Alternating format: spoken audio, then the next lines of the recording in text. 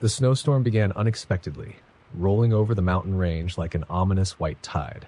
The weather reports had been wrong. No mention of a storm, no warnings to evacuate or prepare. For Emma, Jake, and their two friends, Alyssa and Tom, this was supposed to be a quiet weekend retreat at the secluded cabin Jake's family owned. A break from their demanding jobs and the suffocating pressures of city life. By the time the first snowflakes fell, they were already miles deep into the forest, the nearest town at least a 40-minute drive away on a clear day.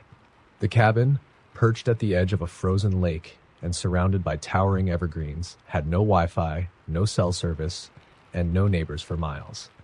It was precisely what they had wanted, until they realized they were completely cut off. The storm worsened quickly, snow piling up in heavy drifts against the cabin's windows and walls. By the second day, the only sounds were the howling wind and the occasional creak of the wooden beams. Alyssa joked about it at first, calling it a perfect horror movie setup, but her laughter felt hollow, swallowed by the oppressive silence that followed. By the third day, they had burned through most of their firewood, and the chill seeped into their bones. Emma insisted on rationing their food, though Jake rolled his eyes. "We'll be fine," he muttered, staring out the frosted window at the endless white. Storms don't last forever, but the storm didn't relent. It was on the fourth night that Emma heard the footsteps. At first, she thought it was Tom, restless as always, pacing the floor, but when she sat up in bed and listened, her stomach knotted. The sound wasn't coming from inside the cabin. It was outside, crunching through the snow, circling the perimeter. She woke Jake, whispering frantically. He dismissed it as an animal, but when they checked the windows, they saw no tracks in the snow, just the undisturbed white blanket stretching out into the darkness. "You're imagining things," Jake said, but Emma wasn't convinced. The following day, tensions ran high. Alyssa snapped at Tom over something trivial, and Jake spent hours outside trying to dig out the car, only to find it buried under nearly 6 feet of snow. By evening, they were barely speaking to each other. Emma tried to keep the peace, but the unease in her chest only grew. She couldn't shake the feeling that they weren't alone. That night, the power flickered and died, plunging the cabin into darkness. They lit candles and huddled by the fireplace, their shadows dancing on the walls. The wind roared outside, but Emma swore she heard something else, a low, guttural moan carried on the wind, she whispered. But the others shook their heads. Jake was visibly annoyed, muttering something about her overactive imagination. Alyssa, though, looked pale, her eyes darting to the window as if she expected to see something staring back at her. The next morning, they found the first sign that something was wrong. The front door, which Jake had bolted before they went to bed, was wide open. Snow had blown into the entryway, forming a small drift on the wooden floor. The wind must have done it, Jake said, but even he looked uncertain. Emma noticed the prints in the snow just outside the door, too large to be human, too defined to be an accident. That evening, they started hearing the whispers. Soft at first, almost like the wind itself, but as the hours passed, they grew louder, more distinct. It sounded like voices, low and murmuring, just beyond the walls of the cabin. Alyssa broke down, sobbing uncontrollably, while Tom paced the room, his hands clenching and unclenching. Jake tried to calm everyone, but his own fear was evident. Emma suggested they all stay in the same room, barricading the door with furniture. It made them feel marginally safer, but the whispers didn't stop. They seemed to be coming from everywhere, outside, inside, even beneath the floorboards. Sleep was impossible. By the 6th day, the cracks began to show. Tom accused Alyssa of hoarding food, while Alyssa lashed out at Jake for refusing to take the situation seriously earlier. Emma tried to mediate, but her own patience was wearing thin. The whispers were constant now, rising and falling like the tide. And then there were the scratches, slow, deliberate, dragging sounds coming from the walls and ceiling. When night fell, the atmosphere in the cabin was suffocating. They sat in silence, each lost in their own fear. Then, without warning, the whispers stopped.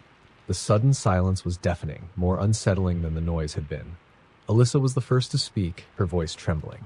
What do you think it means?" Before anyone could answer, the front door slammed open with a force that shook the cabin. The wind howled through the room, extinguishing their candles. In the pitch black, Emma could hear the others screaming, but she couldn't move, paralyzed by an overwhelming sense of dread.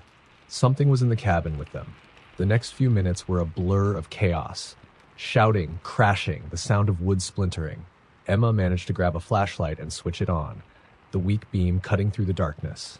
She saw Jake and Tom struggling to push the door closed, their faces contorted with fear. Alyssa was nowhere to be seen. And then, just as suddenly as it had started, the chaos stopped. The door was closed, the wind outside eerily calm. Emma shone the flashlight around the room, but Alyssa was gone. No sign of a struggle, no footprints leading out into the snow, just an empty space where she had been sitting moments before. They searched the cabin and surrounding area until exhaustion took over, but it was futile. Alyssa had vanished. The whispers returned that night, louder and more aggressive than ever. Jake and Tom took turns keeping watch, but Emma knew it wouldn't matter. Whatever was out there, or in there, wasn't going to let them leave.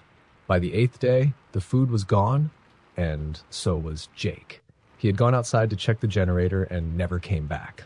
Tom was barely holding it together, his hands trembling constantly, his eyes darting to every shadow. Emma tried to stay strong, but she could feel herself unraveling. The whispers were inside her head now, relentless and insistent. By the time rescue teams found the cabin weeks later, there was no one left. The storm had finally passed, revealing the cabin buried under layers of snow. Inside, the search team found the remnants of a fire, scattered belongings, and deep gouges in the walls and floor, marks that couldn't be explained. Of the 4 friends, only Emma's journal remained, its final entry written in shaky, barely legible handwriting. They're inside. They've always been inside. Story number 2.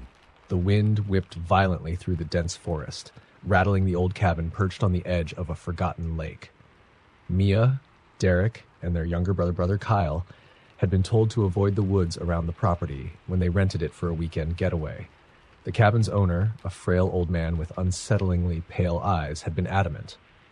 "There are things out there," he'd muttered as they handed him cash for the keys. His warning felt less like a superstition and more like a plea. Mia dismissed it as an old man's paranoia, but now, on the second night, she wasn't so sure. The first sign of trouble had been the sound. At first, they thought it was just an animal, branches snapping, footsteps crunching in the snow. But as the evening dragged on, the noises grew closer, circling the cabin like a predator testing its prey. "Probably just deer," Derek said, trying to keep the mood light, but his uneasy glances out the window betrayed him. Kyle, barely 16 and armed with nothing but his phone's flashlight, stayed glued to the couch, staring at the darkened forest. As night fell, the power flickered and went out. The cabin was plunged into darkness, save for the weak glow of their phone screens. The 3 siblings gathered in the living room, lighting the only candles they had. "I'll check the breaker box," Derek offered, though his voice lacked conviction. "Are you insane?" Mia snapped. "You're not going out there." Before Derek could argue, they all froze. A knock came from the front door. Not a polite knock, but a slow, deliberate pounding that reverberated through the cabin. Who would be out here?" Kyle whispered, his voice shaking. Mia's mind raced. The nearest neighbor was miles away, and they hadn't seen another soul since they arrived. "Maybe someone's lost," Derek suggested, though his words sounded hollow. Against Mia's protests, Derek grabbed a flashlight and approached the door. "Who's there?" he called out, his voice firm but tinged with fear. No answer, just the wind howling outside. Slowly, Derek unlatched the door and cracked it open. The beam of his flashlight illuminated nothing but snow and trees. No footprints, no signs of life. "It's just the wind," he muttered, shutting the door and bolting it. But the moment he stepped away, the knocking resumed, louder, more insistent. Mia's stomach churned as she glanced at the windows. Shadows seemed to move just beyond the frost-covered glass.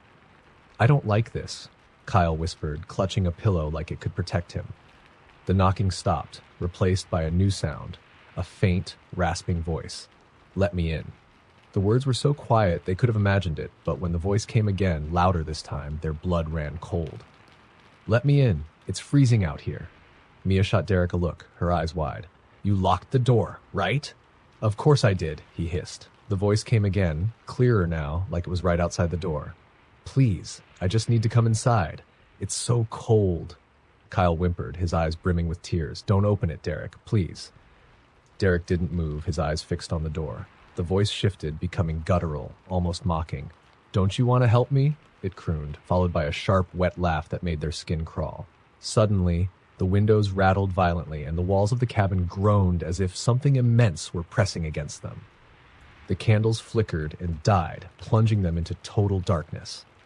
"Get the lanterns," Mia barked, fumbling for her phone. Before anyone could move, a deafening bang echoed through the cabin, followed by the sound of glass shattering in the kitchen. "They're inside," Kyle whispered, his voice barely audible over the pounding of his heart. Mia grabbed Derek's arm. "We have to get out of here. Now!" "How?" Derek hissed. "It's pitch black, and whatever that thing is, it's out there too." A low, guttural growl filled the cabin, reverberating through the walls. It wasn't human. The siblings huddled together, their backs against the far wall. The growling grew louder, closer. Mia fumbled in the dark until her fingers found the heavy poker by the fireplace. "Whatever it is, we fight," she said, her voice shaking. The growling stopped abruptly, replaced by an eerie silence. For a moment, the only sound was their ragged breathing. Then a voice came again, this time from inside the cabin. "Let me in." It was behind them. Mia swung the poker wildly, connecting with nothing but air. Derek shone his flashlight into the corner, revealing nothing, just empty space. The voice came again, whispering now, closer than ever. "Why won't you let me in?" A shadow moved across the beam of the flashlight, impossibly fast, and the temperature in the room plummeted, their breath visible in the icy air. Mia turned toward the door, her mind racing. "Run! We make a break for the car. Now!" They bolted, flinging open the front door and plunging into the freezing night. The snow was knee-deep, slowing their progress, but adrenaline drove them forward.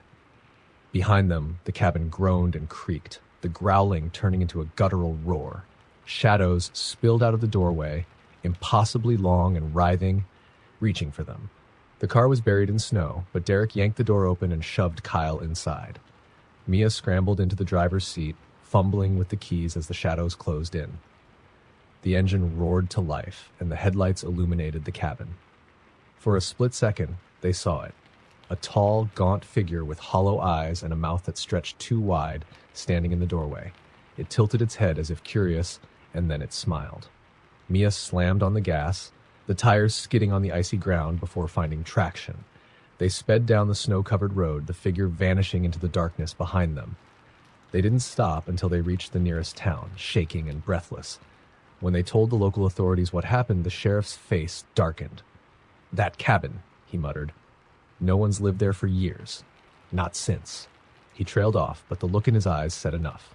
Whatever they had encountered in the woods wasn't human, and it wasn't gone. Story number 3. The storm began just as Claire, Daniel, and their two friends, Lily and Mark, arrived at the cabin. Tucked deep in the mountains, the secluded cabin had no electricity, just a wood stove and lanterns. It was exactly the kind of getaway they wanted. Quiet, rustic, and far from the chaos of the city. As night fell, the wind howled through the trees, and the heavy rain turned the dirt road into a river of mud. The nearest neighbor was miles away, and their phones had already lost service halfway up the mountain. They were completely cut off. They spent the first evening playing cards by lantern light, laughing as the storm raged outside. It wasn't until Mark stood to fetch another bottle of wine from the kitchen that things started to feel wrong. "Hey, did one of you move my bag?" he called out from the hallway. "No," Claire replied, frowning. "Why?" It's in the middle of the floor," Mark said, his voice uneasy. Daniel chuckled. "Probably slid off the bench or something." Mark didn't laugh. He returned to the living room holding his bag. "It was zipped up when I left it. Now it's open." They all exchanged uneasy glances. Lily shrugged. "Maybe it wasn't zipped. You're overthinking it." Mark didn't push the issue, but he kept the bag close for the rest of the night. The second night was worse. The storm had intensified, the wind battering the windows with a ferocity that felt unnatural. The cabin creaked and groaned as if protesting against the elements. Around midnight, Claire woke to the sound of faint tapping on the window by her bed. She sat up, her heart pounding. The wind was too loud for her to be certain, but the tapping continued, soft, deliberate. She pulled back the curtain just enough to peek outside. Nothing but darkness and rain. She lay back down, her mind racing. It had to be the wind.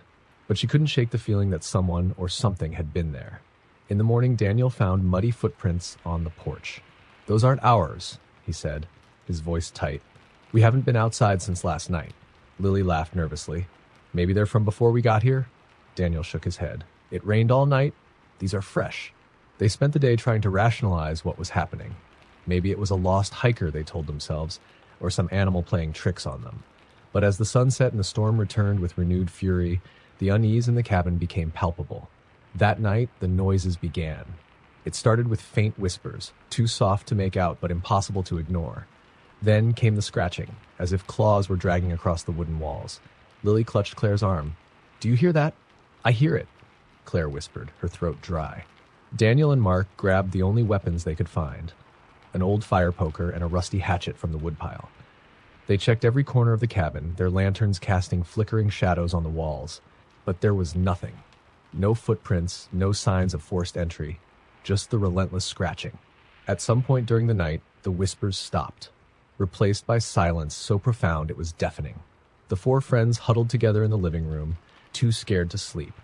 Then, around 3 a.m., the front door slammed open with a deafening bang. Mark jumped to his feet, gripping the hatchet. "Who's there?" he shouted into the darkness. The storm outside seemed to howl louder, the rain pouring in through the open door. But there was no one there. No movement, no shadows, only the oppressive weight of the storm and the icy wind. "Shut it!" Claire screamed. "Shut the door!" Daniel ran to the door and shoved it closed, locking it tight. But just as he turned around, the lanterns flickered and went out, plunging the cabin into complete darkness. Something was inside. The air grew heavy, the darkness pressing down on them like a living thing. Claire could barely breathe. The faint sound of whispering returned, but this time it was coming from all around them, echoing in the pitch black. "Stay together," Daniel said, his voice trembling. "Don't move." But then Lily screamed. Her voice was cut off abruptly, as if snatched away. "Lily!" Claire shouted, fumbling in the dark. Her hands found nothing but air. A faint glow appeared in the corner of the room, a sickly, greenish light. It illuminated a figure, impossibly tall and thin, its face obscured by shadows. Its arms stretched unnaturally long, its fingers ending in sharp points. The figure reached toward them, its movements slow but deliberate. "Run!" Mark yelled, but his voice sounded distant, like it was coming from underwater.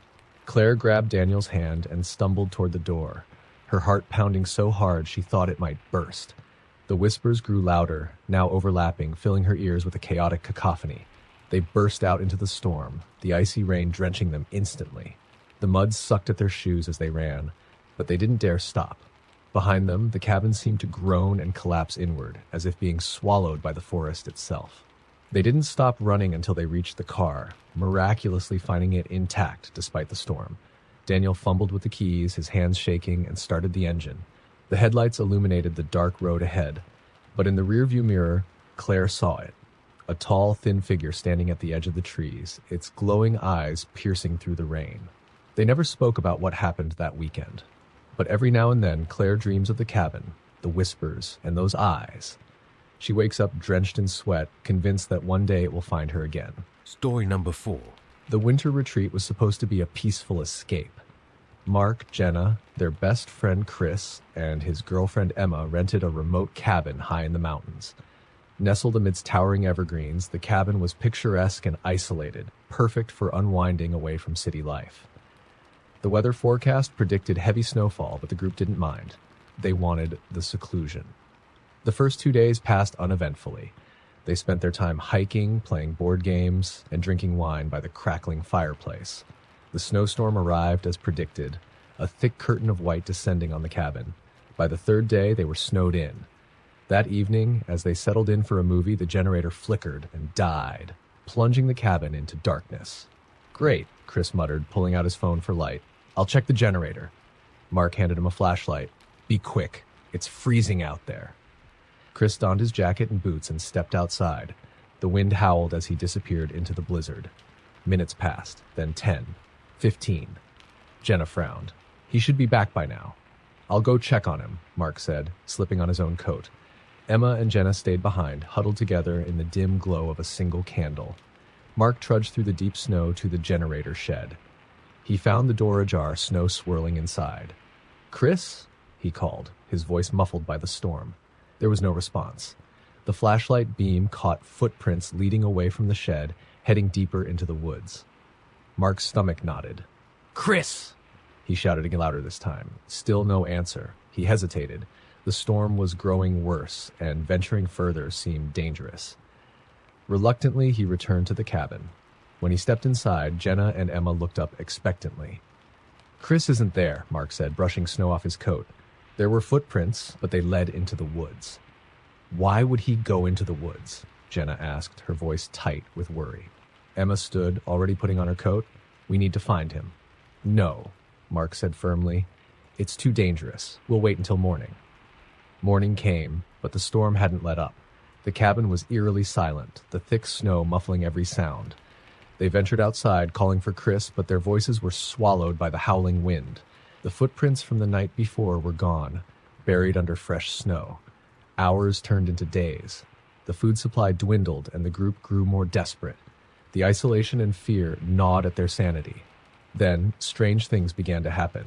It started small, a faint tapping on the windows at night, though there was no one outside. Then came the whispers, soft and unintelligible, emanating from the corners of the cabin.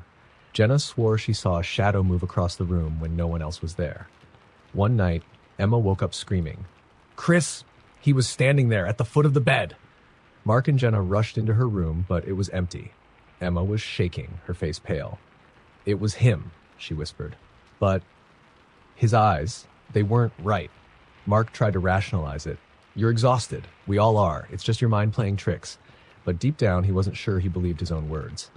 The next night, Mark heard it too, the unmistakable sound of footsteps crunching in the snow outside his window. He grabbed the flashlight and peered outside, but the beam revealed only endless white. When he turned back, Jenna was staring at him, wide-eyed. "Someone's upstairs," she whispered. Emma emerged from her room, clutching a kitchen knife. The three of them stood frozen, listening.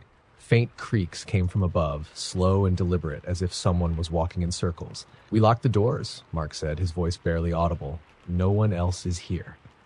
Jenna grabbed his arm. "Then what's up there?" Summoning every ounce of courage, they climbed the stairs together. The creaking stopped the moment they reached the landing. The narrow hallway stretched out before them, each door closed. Mark gestured toward the farthest room, the attic. He pushed the door open, the hinges groaning. The attic was empty, except for a single broken window letting in the freezing wind. Snowflakes swirled inside, landing in a neat pile beneath the window. Then they saw it, footprints in the snow, leading from the broken window to the middle of the attic. But they ended abruptly, as if whoever or whatever had been there had simply vanished. A low whisper filled the air, growing louder until it seemed to echo from the walls. Emma screamed, and the group bolted back downstairs, barricading themselves in the living room. For the rest of the night, the whispers continued, accompanied by the sound of footsteps circling the cabin. By dawn, the storm had finally subsided, and the group wasted no time gathering their belongings and trudging through the snow to their car. As they drove away, Mark glanced in the rearview mirror. The cabin sat eerily still against the backdrop of the snowy woods. For a moment, he thought he saw a figure standing in the attic window, watching them leave. They never found Chris. Story number 5. The remote cabin sat at the edge of the frozen lake, its reflection shimmering on the glassy surface. Sarah, Jake, and their two friends, Mia and Liam, had chosen the spot for its isolation and tranquility. What better way to spend a winter weekend than ice fishing and telling stories by the fire? By the time they arrived, the sun was setting, casting long shadows across the snow. The nearest neighbor was miles away, and the only sound was the occasional creak of the frozen lake. Jake unloaded the gear while Sarah lit the wood stove, the warmth quickly pushing back the chill. It wasn't until they were unpacking that Sarah noticed something odd. "Hey," she said, holding up a photo frame. It was an old black and white picture of a family standing in front of the cabin. This was on the nightstand. Mia looked over her shoulder. "Creepy. It's like they're staring right at you." Jake laughed. "Probably the last renters. People leave weird stuff all the time." But Sarah frowned. The family in the photo didn't look like renters. They looked too old, too serious. She shook it off and placed the frame face down. That night, the group gathered around the fire telling ghost stories and laughing. The snow began to fall, soft at first, then heavier, until it was a swirling blizzard outside. The wind howled, rattling the windows, but inside they felt safe. It was just after midnight when Mia first heard it. A faint knock, slow and deliberate, coming from the front door. "Did you hear that?" she whispered. Jake rolled his eyes. "Probably a branch hitting the door."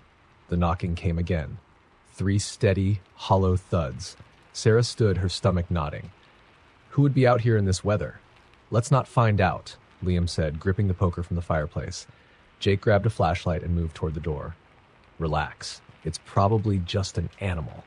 He opened the door, the cold wind blasting into the cabin. The porch was empty. Fresh snow covered the steps, untouched by footprints. No one's here, Jake said, closing the door and locking it. But as he turned around, he froze. There, in the middle of the room, was the photo frame Sarah had placed face down. Now it was upright, the family staring out from behind the cracked glass. I didn't touch that, Sarah said, her voice shaking.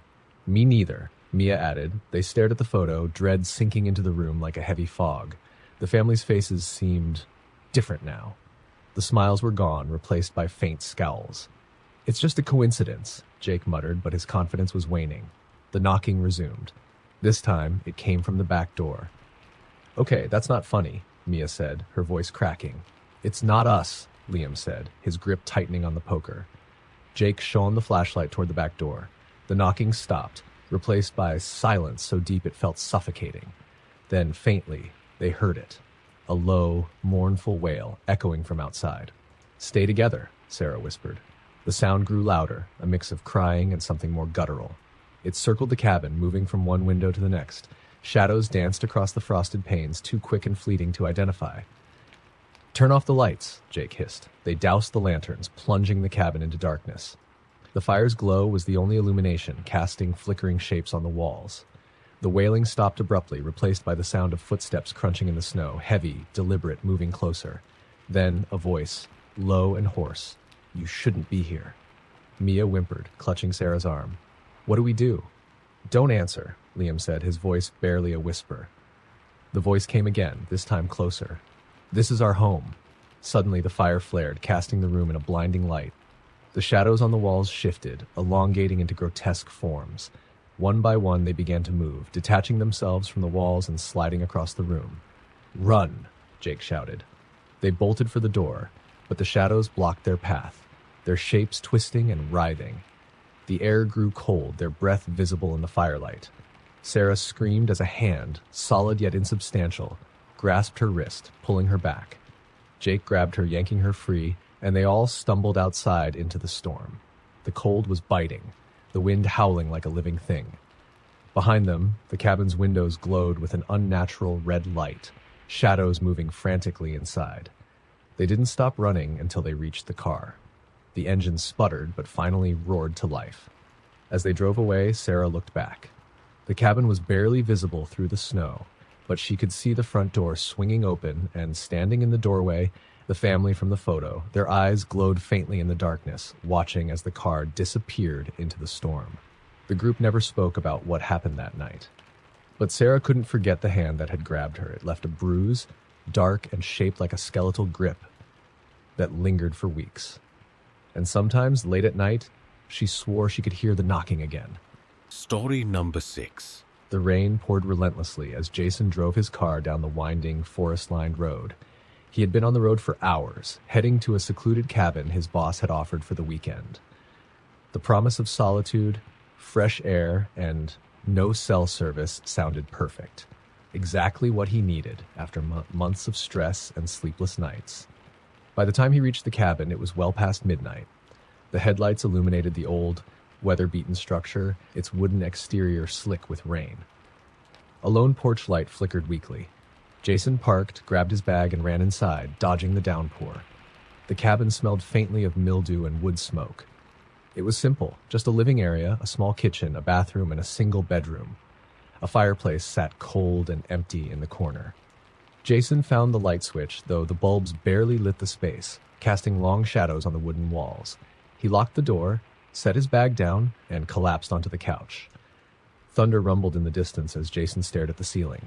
He told himself the cabin's creaks and groans were normal, old wood expanding and contracting in the damp weather. But there was something about the silence that felt unnatural. He decided to light a fire. As he gathered wood from the stack beside the hearth, he noticed a peculiar carving etched into the mantel. It was crude, almost childlike, depicting a figure with unnaturally long arms and a face scratched out entirely.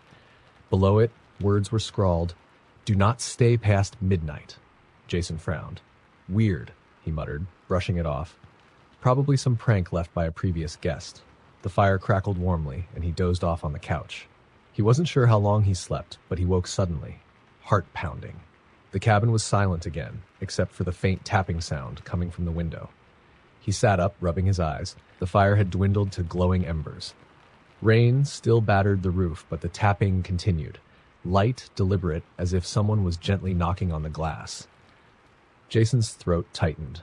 The cabin was miles from anywhere. No one should be out here. He crept to the window, pulling back the curtain. Nothing. Just the dark forest and the relentless rain. He exhaled shakily and turned back to the couch. That's when he heard it, a soft, almost playful giggle, coming from the bedroom. Hello, he called, his voice trembling. No response. He grabbed the fire poker and moved toward the bedroom door. The giggle came again, louder this time, followed by a faint scratching sound, like nails on wood. Jason's hand trembled as he pushed the door open. The room was empty. The bed was untouched, the single window firmly latched.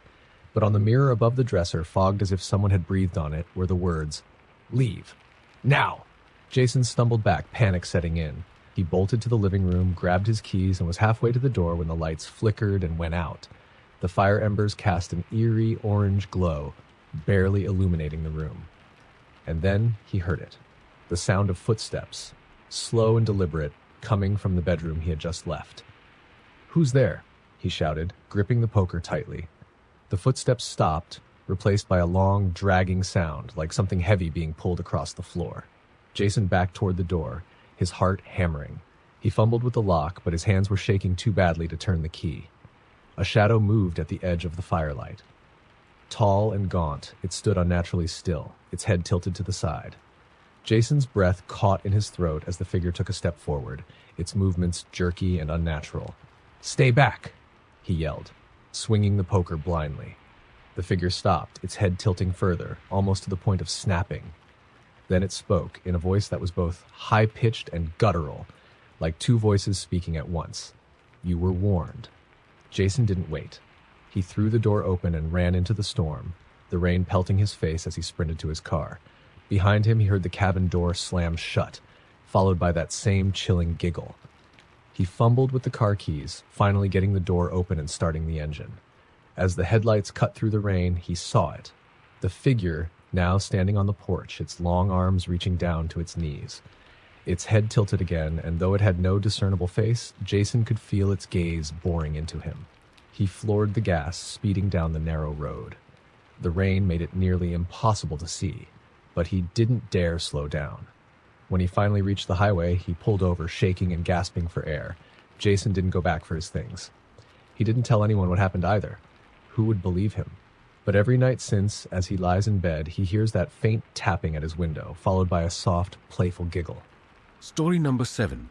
The dirt road was rough, winding through the dense woods like a forgotten scar. Danielle gripped the steering wheel tightly, cursing herself for agreeing to this trip. Her friends, Emma, Chris, and Nate, had insisted on spending the weekend at a remote cabin. "It'll be fun," they'd said. "Disconnect for a while." But now, with the sun sinking below the horizon and the forest swallowing what little light remained, Danielle couldn't shake the growing sense of unease. They arrived just as darkness fully settled. The cabin was small and weathered, with peeling paint and windows clouded by years of neglect. It sat in a small clearing, surrounded by towering trees that swayed in the evening breeze.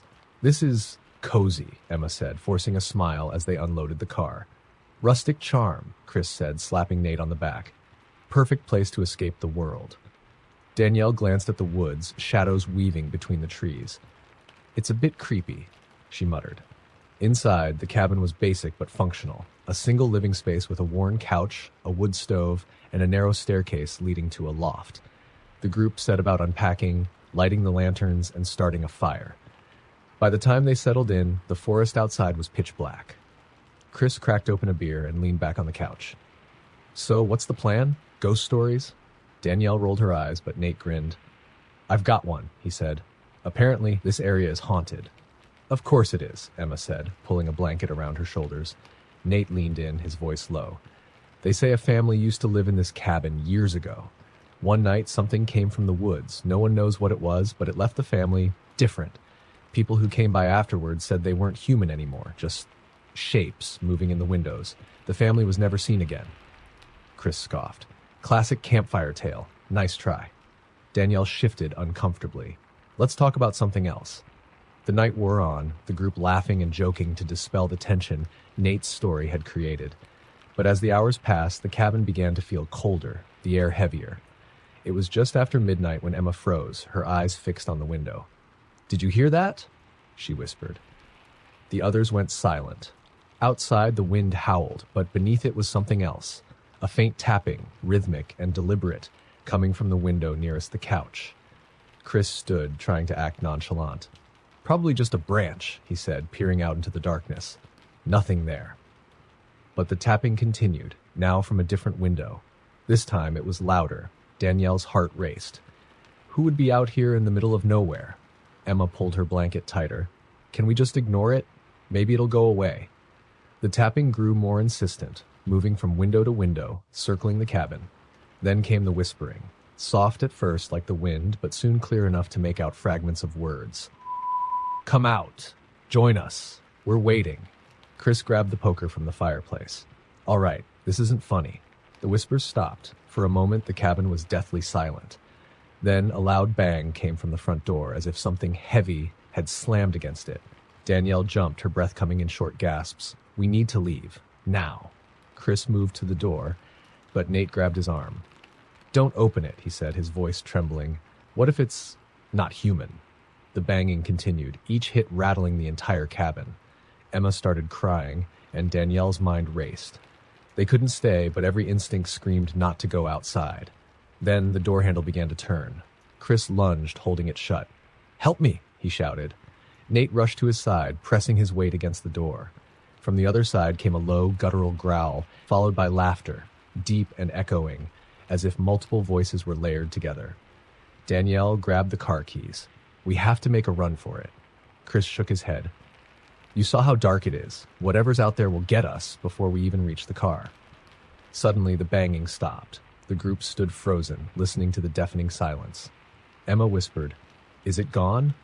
A moment later, the sound of footsteps echoed on the roof, slow and deliberate, moving toward the edge above the front door. Everyone stared up in horror as the roof creaked under the weight of something heavy. Then, with a crash, the thing leapt from the roof and landed in front of the window. It was a shadowy figure, tall and skeletal, its limbs too long, its face a pale, featureless oval. It stood motionless, staring into the cabin with an intensity that made Danielle feel like her soul was being pulled from her body. The lanterns flickered, and the fire dimmed, plunging the room into near darkness. The figure raised a hand, its fingers impossibly long, and pointed at the door. Danielle screamed, "Run!" The group bolted for the back door, bursting into the freezing night. The forest was a maze of shadows, the moonlight barely piercing the canopy. They stumbled toward the car, the crunch of footsteps behind them growing louder. When they reached the vehicle, Danielle fumbled with the keys, her hands shaking uncontrollably. The engine roared to life just as the figure emerged from the trees, its head tilted unnaturally, its arms reaching out. The car sped down the dirt road, the figure vanishing into the darkness. No one spoke, the terror gripping them too tightly. It wasn't until they reached the highway that Danielle dared to glance in the rearview mirror. In the back seat, reflected faintly in the moonlight, was the pale, featureless face staring at her. Story number 8. The rain had been relentless for hours, drumming against the windshield as Jake drove deeper into the forest. His GPS had long lost signal, leaving him reliant on a paper map he barely knew how to read. His destination was a small, secluded cabin, a getaway he hoped would clear his mind after a stressful month at work. But now, as the sun dipped below the horizon and shadows stretched like grasping fingers, he wasn't so sure it was a good idea. The cabin appeared suddenly, its silhouette illuminated by the headlights. It was small and worn, nestled among towering pines. The single porch light flickered weakly, casting erratic patterns onto the wet ground. Jake parked and stepped out, his boots sinking into the muddy earth. He unlocked the door and stepped inside. The air was damp and cold, carrying the faint scent of mildew. The cabin was sparsely furnished, a single couch, a wood-burning stove, and a small kitchen tucked into the corner. A staircase led to a loft where the bed was. He set his bag down and lit a lantern, the light chasing the darkness into the corners. The storm intensified as the night wore on, the wind howling through the trees and rattling the cabin's windows. Jake tried to settle in, but an inexplicable unease gnawed at him. He chalked it up to the isolation and tried to focus on reading a book he'd brought. The first sound came around midnight, a faint, rhythmic tapping. He froze, listening as it grew louder. It was coming from the window behind him. Jake turned slowly, expecting to see a branch swaying in the wind. Instead, he saw a face. It was pale and gaunt, its eyes too large, its mouth stretched into a grin that revealed rows of jagged teeth. It didn't move, didn't blink. It just stared. Jake's breath caught in his throat, his heart hammering in his chest. He grabbed the lantern and rushed to the front door, throwing it open to escape. But as soon as he stepped outside, the storm seemed to die down. The rain stopped, the wind silenced. The forest was eerily still, as if holding its breath. He turned back toward the cabin and froze. The figure was now standing on the porch, its elongated limbs silhouetted against the faint light from inside. Its head tilted unnaturally, like a predator sizing up its prey. Jake stumbled backward, his instincts screaming at him to run, but his legs felt like lead. The figure stepped off the porch, moving with a jerky, unnatural gait. Its movements were wrong, as if its joints bent in ways they shouldn't. Jake turned and bolted into the woods. The trees closed in around him, branches clawing at his face and clothes. He didn't know where he was going. He just needed to get away. Behind him, he heard the sound of something following, its footsteps crunching through the underbrush. He tripped and fell, the lantern smashing against a rock and plunging him into darkness. The footsteps grew louder, closing in.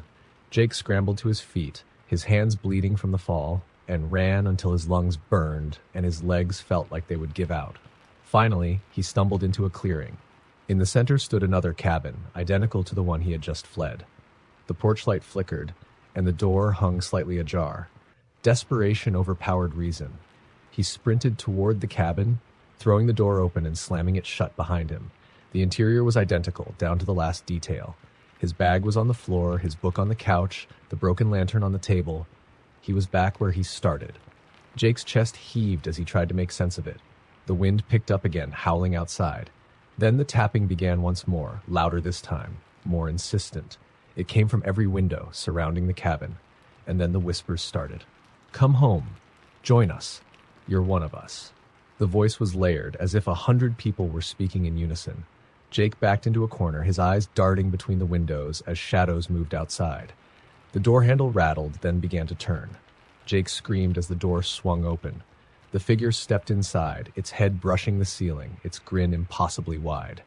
Behind it, dozens of pale faces stared through the windows, their eyes empty, their mouths stretched into the same grotesque smile. The last thing Jake saw was the figure reaching out, its spindly fingers closing around his throat. When the Rangers found the cabin weeks later, it was empty, save for Jake's muddy boots and the faint scent of decay. But some say if you wander too deep into those woods, you can still hear the whispers. And if you're unlucky, you might see the faces in the windows. Story number 9. The snowstorm had come out of nowhere, blanketing the winding mountain road in thick, icy powder. Olivia gripped the steering wheel tightly, her knuckles white as she squinted through the windshield. The headlights barely cut through the swirling snow. Her GPS had stopped working miles ago, and the nearest town was far behind her. When the cabin appeared in the distance, a small, dark silhouette against the endless white, it felt like salvation. She parked in front of the cabin and grabbed her bag, fighting against the biting wind as she made her way to the door. It was unlocked, which struck her as odd, but she told herself that remote places like this probably didn't worry about intruders. Inside, the cabin was dimly lit by the flickering glow of a fireplace, and the air carried the faint scent of wood smoke. It was warmer than she expected, as if someone had been there recently. "Hello?" she called out, her voice shaky. No response. The cabin was modest, just a single room with a bed, a small kitchenette, and a rocking chair by the fireplace. On the table sat a half-burned candle and an old book, its leather cover cracked with age. Olivia tried to convince herself that maybe a caretaker had prepared the place for travelers stranded by the storm. As she settled in, she noticed strange details. The rocking chair creaked softly as if it had been moving just moments before. A faint chill lingered near the windows, despite the roaring fire. And then there was the book on the table. Its pages were blank, except for the first, which bore a single line written in spidery handwriting, "Do not stay past midnight." Her stomach tightened, but she brushed it off as a prank or an old superstition. The storm outside was too fierce to leave now. She resolved to spend the night and leave at first light. The hours passed slowly, the wind howling like a living thing outside. Olivia tried to sleep but couldn't shake the feeling that she wasn't alone. Shadows danced on the walls in the firelight, and every creak of the cabin made her jump. Just as she began to doze off, a loud thud jolted her awake. It came from the roof. Her heart pounded as she listened, frozen in her bed. Another thud, followed by the sound of something heavy dragging across the roof. She grabbed her flashlight and shone it at the ceiling, her breath coming in shallow gasps. The noises stopped, leaving only the sound of the wind. Trying to calm herself, Olivia whispered, "It's just the storm, just the wind." But the next sound shattered that illusion, a soft, deliberate knock on the front door. She stayed rooted in place, her flashlight trembling in her hand. The knock came again, louder this time. "Who's there?" she called out, her voice cracking. No answer. Slowly, she approached the door. "If you need help, say something," she said, trying to sound braver than she felt. Still, there was silence. She peeked through the peephole, but saw nothing except the swirling snow. With trembling hands, she locked the door and backed away. The knocking stopped, but just as she let out a shaky breath, the sound moved to the window. Tap, tap, tap. The knocks were slow, deliberate, like a taunt. Olivia shone her flashlight at the window, but saw only darkness. Then a face appeared, a pale, gaunt visage pressed against the glass, its eyes wide and unblinking, its mouth stretched into an impossibly wide grin. She screamed and stumbled back, knocking over the chair. When she looked again, the face was gone. The tapping, however, began again, this time at the window on the opposite side of the room. Panicked, Olivia grabbed her phone, but there was no signal. The book on the table caught her eye. She snatched it up and flipped through the pages, her hands shaking. More words had appeared on the previously blank pages. "It knows you're here." The room grew colder, the fire dwindling despite the fresh logs she had added earlier. Shadows stretched unnaturally across the walls, and the sound of footsteps began to circle the cabin. They weren't heavy like boots in the snow. They were light, almost delicate, like bare feet on frozen ground. Then the whispers started. They came from everywhere and nowhere, soft and unintelligible at first, but growing louder, more insistent. "Let us in. We see you. Come outside." Desperate, Olivia barricaded the door with the rocking chair and backed herself into a corner. The whispers grew louder, almost drowning out the sound of the storm. The tapping turned to pounding, and the walls seemed to shake as if something immense was pressing against them. Then silence. Olivia dared to peek out from her hiding spot. The fire was out, the cabin shrouded in darkness. Her breath puffed in white clouds in the freezing air. Slowly, she moved toward the door, hoping the storm had passed and she could make a run for her car. As she reached for the doorknob, the candle on the table flared to life, its flame unnaturally bright. The book fell open, and new words scrawled themselves across the page. "You should have left." Before she could react, the door burst open, and the figure stepped inside. It was tall and skeletal, its limbs too long, its head tilted at an unnatural angle. Its eyes glowed faintly in the dim light, and its grin revealed jagged, yellow teeth. Behind it, more figures emerged from the snow, their pale faces and twisted forms filling the doorway. The last thing Olivia saw was the first figure reaching for her, its icy fingers brushing against her skin as the whispers turned into screams. When the storm cleared days later, rangers found the cabin empty. The only sign of Olivia was her car, abandoned and half buried in the snow. Locals say the cabin is cursed, and those who enter it are never seen again. But on stormy nights, some claim to hear whispers carried on the wind. "Come outside. Join us. You can't hide." Story number 10. The autumn wind carried an unnatural chill as Eric pulled his car into the gravel driveway of the cabin. Nestled deep in the woods, it had once belonged to his grandparents, abandoned for years after they mysteriously vanished during one winter storm. Eric had grown up hearing the rumors, whispers of the cursed woods, of people disappearing without a trace.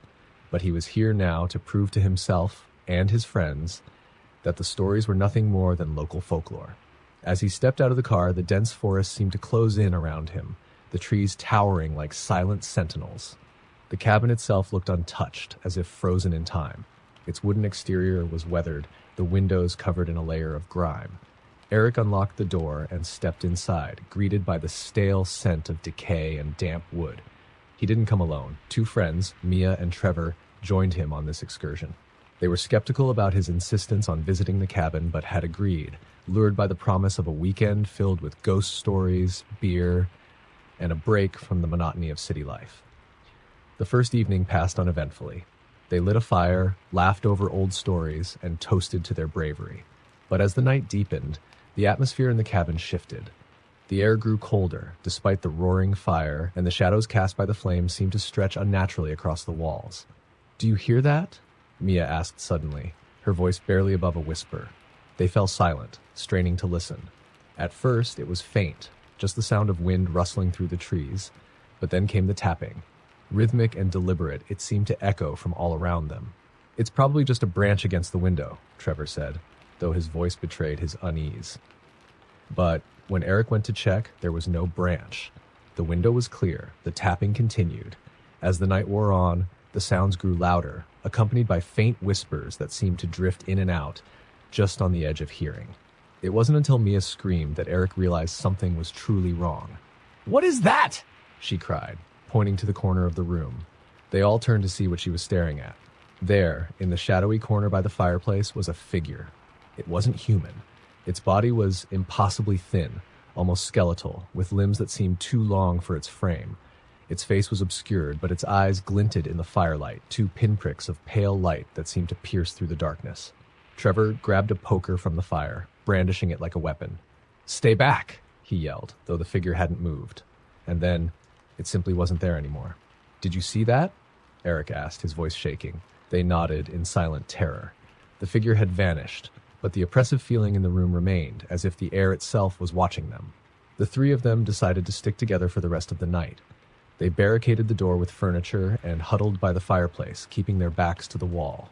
But sleep was impossible. The whispers returned, louder now, and unmistakably coming from inside the cabin. "Eric!" one of the voices hissed, sending a shiver down his spine. He glanced at Mia and Trevor, but they looked just as frightened as he felt. Then the lights went out. The fire was extinguished as if by an unseen hand, plunging them into darkness. Eric fumbled for his flashlight, the beam cutting through the blackness. He pointed it toward the door, and his blood ran cold. The figure was back, and this time it wasn't alone. Dozens of pale, gaunt faces stared at them through the windows, their hollow eyes glowing faintly in the dark. Their mouths moved silently, whispering words Eric couldn't understand. "We need to leave. Now," Mia said, her voice trembling. But when they opened the door, the forest outside was different. The path they had come down was gone, replaced by an endless expanse of twisted trees. The whispers grew louder, seeming to emanate from the woods themselves. "They're coming closer," Trevor said, his voice barely audible over the growing cacophony. Eric turned back to the cabin, only to see that it was no longer a cabin at all. The structure had twisted and warped, its walls contorted like a living thing. The door slammed shut behind them, and the windows shattered inward as the figures began to crawl through. Eric grabbed Mia and Trevor, dragging them into the woods. They ran blindly, the whispers following them, growing louder and more frenzied. The figures moved unnaturally, their limbs bending in ways that defied logic. Trevor tripped, and before Eric could help him, the figures were upon him. His screams echoed through the trees, then abruptly cut off. Mia and Eric ran until their lungs burned, until the whispers faded into silence. They stumbled upon an old ranger station, its windows boarded up. Inside, they found a single radio. Eric frantically turned the dials, praying for a signal. "Help us!" he shouted into the microphone. The static crackled, and a voice finally came through. "If you're in the woods, it's too late. They've already seen you." Mia began to sob as the radio went silent. The room grew cold, and the whispers returned, this time directly behind them. Eric turned, but all he saw was darkness. When rescuers eventually searched the cabin, they found no sign of Eric, Mia, or Trevor. Only the faint sound of whispers remained, carried on the wind. And in the corner of the cabin, a new figure appeared, watching, waiting for the next visitor.